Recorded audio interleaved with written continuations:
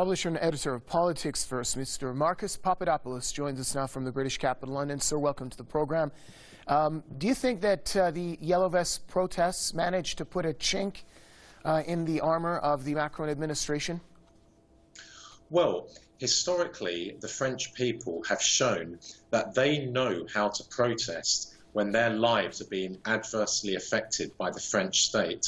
And in 2018, the French people are demonstrating this again.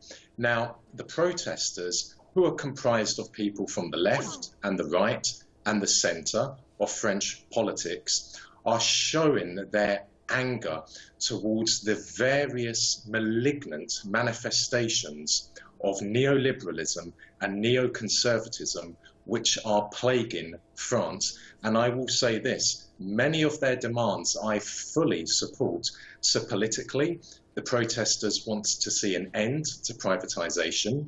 Economically, they want to see the cost of living reduced.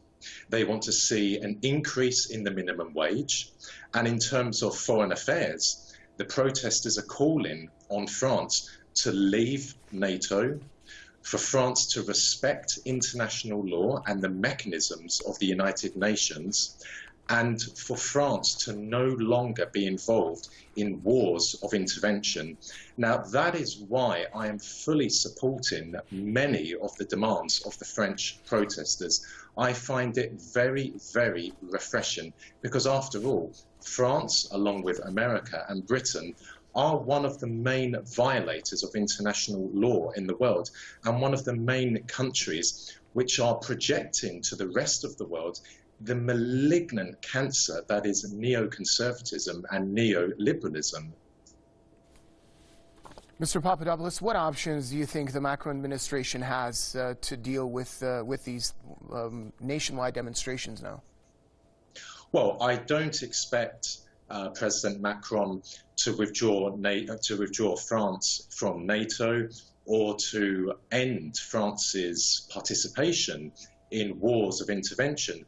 But I do suspect he is going to give in to some of the other demands, for example, some of the political demands and some of the economic demands. And as I said moments ago, the French have shown that they will not stop protesting until their demands are met.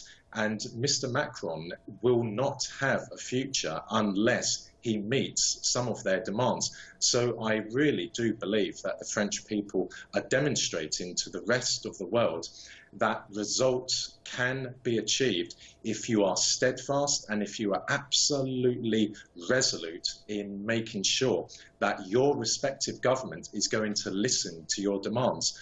I wish we would see similar protests in Britain, because of course Britain, the British people, are suffering tremendously from the effects of neoliberalism and neoconservatism.